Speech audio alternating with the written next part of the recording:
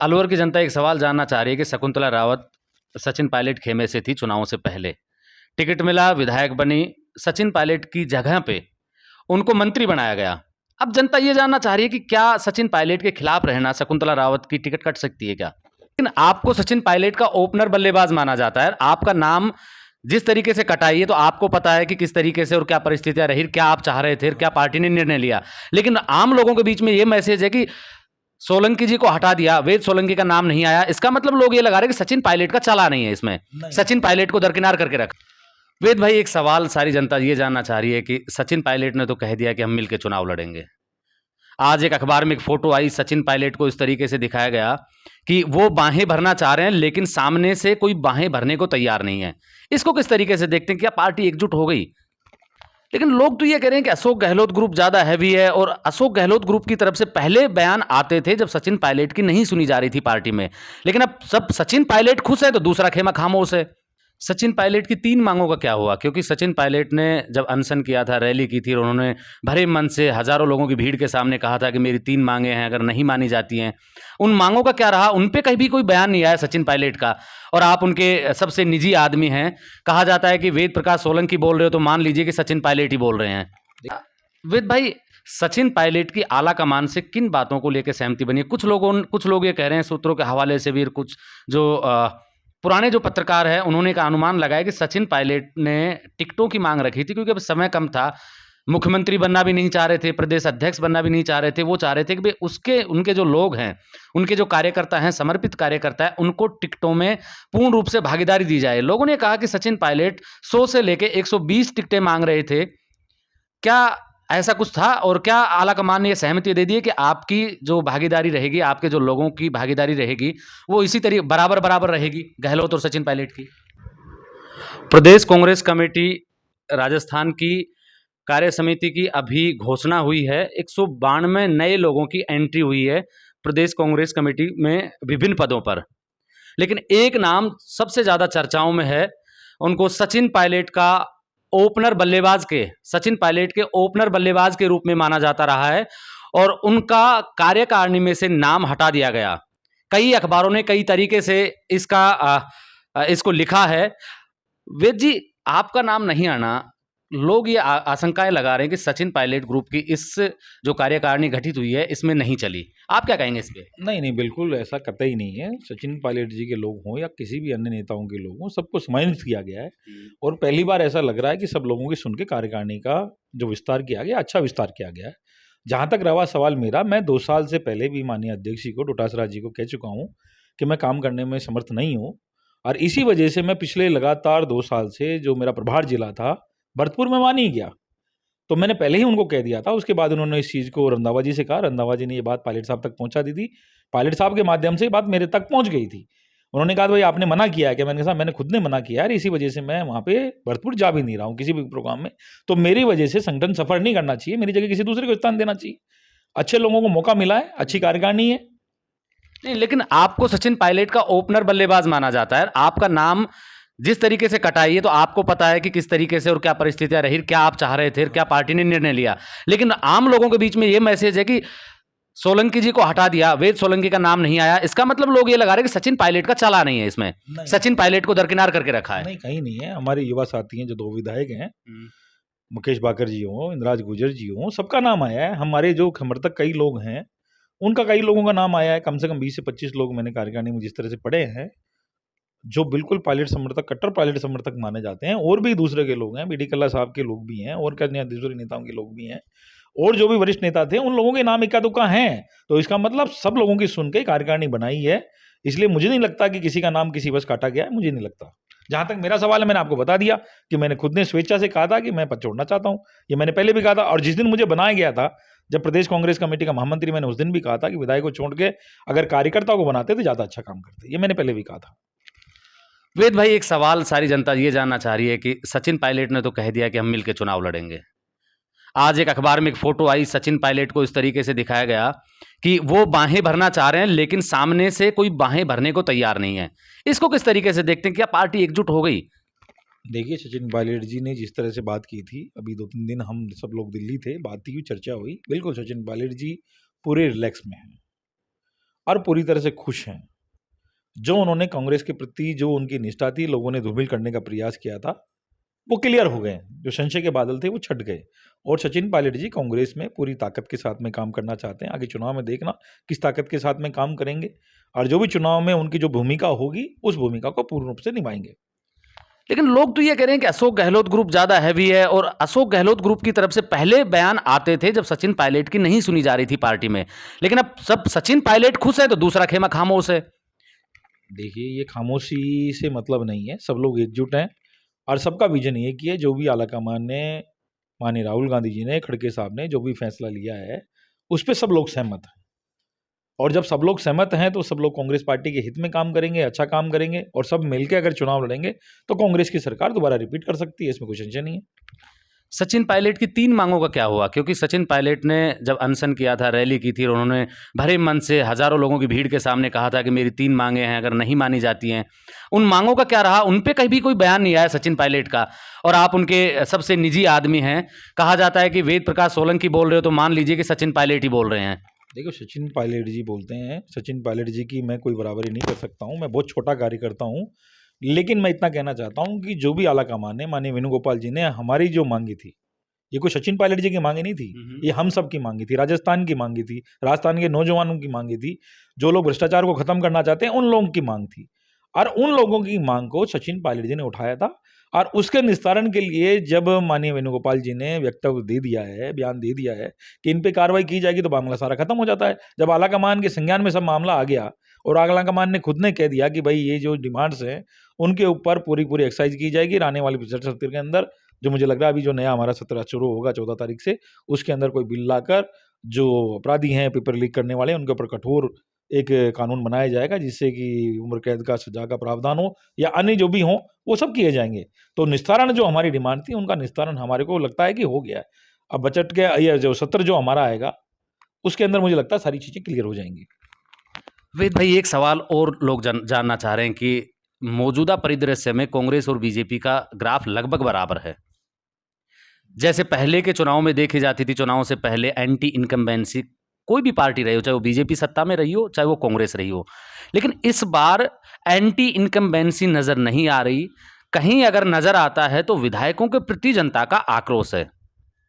क्या कांग्रेस पार्टी अब की बार मौजूदा विधायकों के टिकट काटेगी, और काटेगी तो कितने परसेंट तक काटेगी? क्योंकि 100 के आसपास आपके विधायक हैं, तो कितना प्रतिशत ये माना जा सकता है कि विधायकों के टिकट कट सकते हैं और मंत्रियों के भी टिकट कट सकते हैं? देखिए, ये चीजें सब आलाकमान तय करता है, आलाकमान सर्वे करवा रहा है और हमने पहले भी कहा था कि जो व्यक्ति जीत सकता है उसको टिकट दीजिए।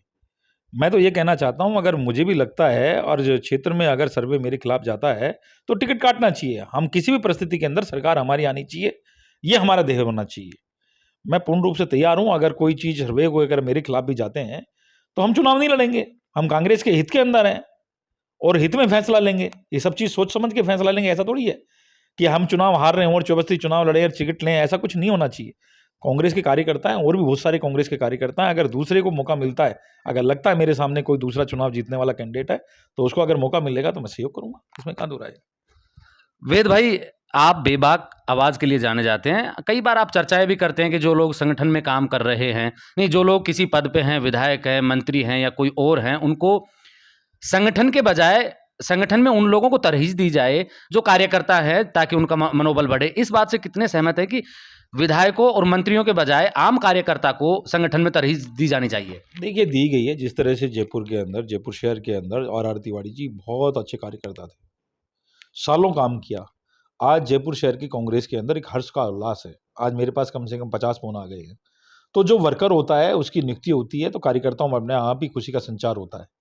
वो व्यक्ति किसी ग्रुप का हो नहीं हो, लेकिन कांग्रेस का होता है तो लोगों में लगता है कि जिस व्यक्ति ने काम किया कांग्रेस के लिए, उसको कांग्रेस ने मान सम्मान दिया है, तो कांग्रेस संगठन और मजबूत होगा। अब जयपुर में देखना ना, कांग्रेस संगठन और मजबूत होगा और मजबूती के साथ में काम करेगा। तो यही उदाहरण है एक, कि जो व्यक्ति काम करते हैं, ग्रास रूट पे काम करते हैं, अगर उनको मौका देंगे तो कांग्रेस मजबूत होगी।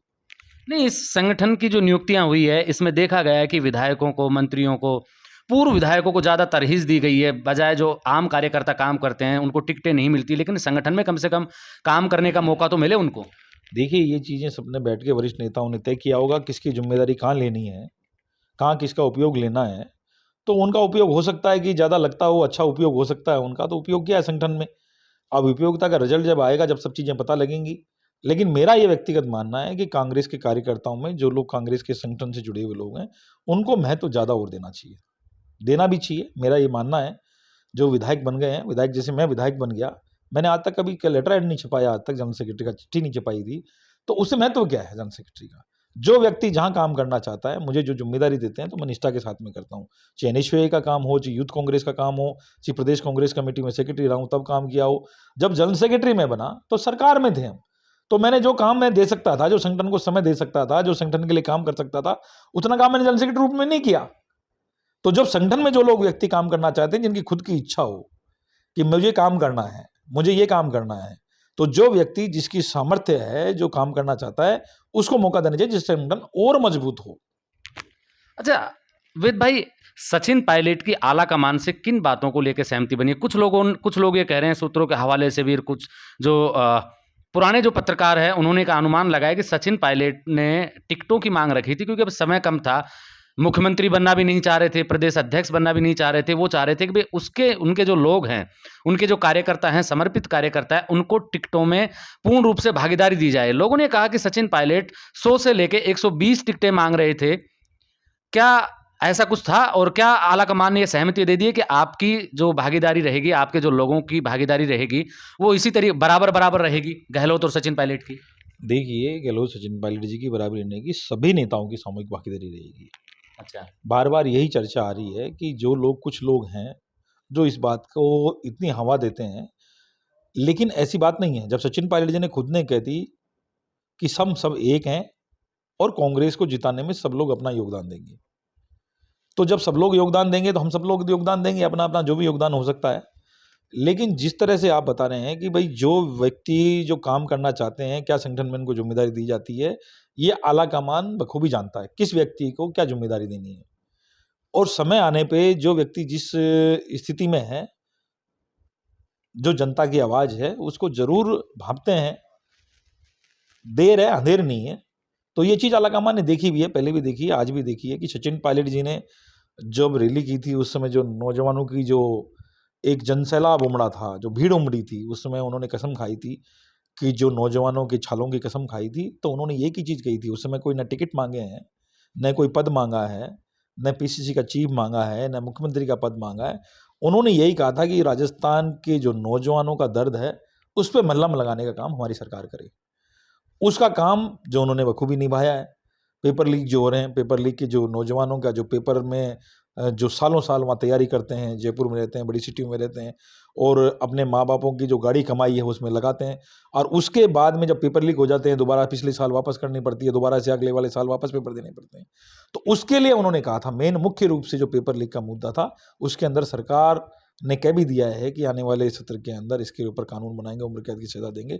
और आला कमान ने भी इसके लिए आश्वस्त कर दिया है, प्रेस कॉन्फ्रेंस भी कर दी है, और बात भी कर दिया है कि जो भ्रष्टाचार के खिलाफ, जो वसुंधरा जी के खिलाफ जो मामले थे, उनके ऊपर भी कोई ना कोई एक्शन होगा, उसके ऊपर भी कोई जांच होगी। और जो पायलट साहब ने का जो मुख्य मुद्दा था बेरोजगार नौजवानों का, उसके ऊपर भी जो समाधान होने की बात कही है।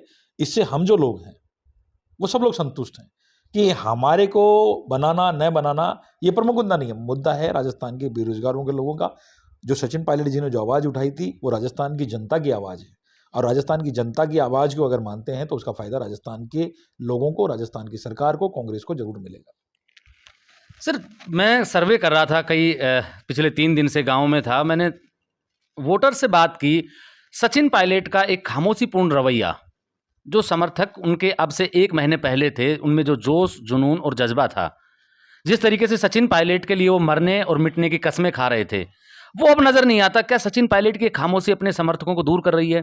क्योंकि वो खुद खुश हो गए, लेकिन उनके कार्यकर्ता बड़े निराश हैं। क्या वो सचिन पायलट के कहने पर, अब उन्हीं के कहने पर, उन्हीं के इशारों पर चल पाएंगे? देखिए, सचिन पायलट जी में एक क्रेज है, उनके चेहरे में एक क्रेज है। हो सकता है कि राजस्थान की जनता जिसकी आप बात कर रहे हो, राजस्थान के नौजवान जिसकी बात कर रहे हो, आपको लगता है कि उदासीन हो गया। लेकिन जब सचिन पायलट जी जब जिले के दौरे में जाएंगे, जब जनता के बीच में जाएंगे, तो उनमें एक सामूहिक शक्ति है उनके चेहरे के अंदर, तो लोग अपने आप खिंचे आएंगे। और वापस जब लोग खिंचे आएंगे तो सचिन पायलट जी का जो क्रेज है वापस आपको देखने को मिलेगा। और जब कार्यकर्ताओं में तो जोश बढ़ने की बात है, सचिन पायलट जी बाहर निकलेंगे तो अपने आप जो जोश कम हुआ है वो उसमें जोश का संचार अपने आप हो जाएगा। सर, अलवर की जनता एक सवाल जानना चाह रही है कि शकुंतला रावत सचिन पायलट खेमे से थी चुनावों से पहले, टिकट मिला, विधायक बनी, सचिन पायलट की जगह पे उनको मंत्री बनाया गया। अब जनता ये जानना चाह रही है कि क्या सचिन पायलट के खिलाफ रहना शकुंतला रावत की टिकट कट सकती है क्या? देखिए, इस पे मैं कोई टिप्पणी करूं, ये कोई मेरे बस की बात है नहीं, ये तो आलाकमान तय करेगा। और शकुंतला रावत जी मुझे लगता नहीं है कोई उन्होंने कोई ऐसा काम किया हो जो उनकी टिकट कटे। मेरा व्यक्तिगत मानना सचिन पायलट के खिलाफ रहना नहीं, कोई ऐसे इस तरह से नहीं है। सचिन पायलट जी के खिलाफ और पक्ष में तो बहुत सारे लोग रहे हैं। मैं सचिन पायलट जी के पक्ष में रहा हूं तो जरूरी थोड़ी है कि मुझे टिकट मिले। ऐसा नहीं है, ना पक्ष में या ना विपक्ष में। जो भी चीज आलाकमान तय करेगा उस पे सब लोग हम सब साथ रहेंगे, क्या दिक्कत है। चुनाव के बाद में मुख्यमंत्री का चेहरा कौन हो सकते हैं? देखिए, क्या विधायकों की राय ली जाएगी या फिर आलाकमान किसी एक चेहरे को भेजेगा और उसी को एक्सेप्ट करना पड़ेगा? जो ये सब आलाकमान की बात है, अभी बहुत दूर की बातें हैं। जो आलाकमान करेगा उसमें पहले भी 5 साल माना है, पायलट साहब ने माना ही है। आलाकमान ने तय किया था पहले भी, जो भी तय किया था। अभी भी आने वाले समय में जो भी आलाकमान तय करेगा उसको सब लोग मानेंगे। लेकिन जो व्यक्तिगत खुद के व्यूज होते हैं वो जनता को और जो आलाकमान को बताने होते हैं बता देते हैं। जिस तरह से हमने पहले भी कहा था कि सचिन पायलट जी के चेहरे पर सरकार बनी है तो उनको महत्व देना चाहिए। वो पहले भी हमने बात कही थी। अगर आगे भी कोई चीज़ ऐसी होगी तो हम फिर बढ़ चढ़ के कोई बात करेंगे, तो बात करेंगे उस समय। बहुत बहुत धन्यवाद। ये थे हमारे साथ में चाकसू से विधायक वेद प्रकाश सोलंकी, जो सचिन पायलट के आंख, नाक और कान कहे जाते हैं। आप देख रहे हैं ब्लैक एंड व्हाइट सच। मैं महेंद्र यादव। जय हिंद, जय भारत।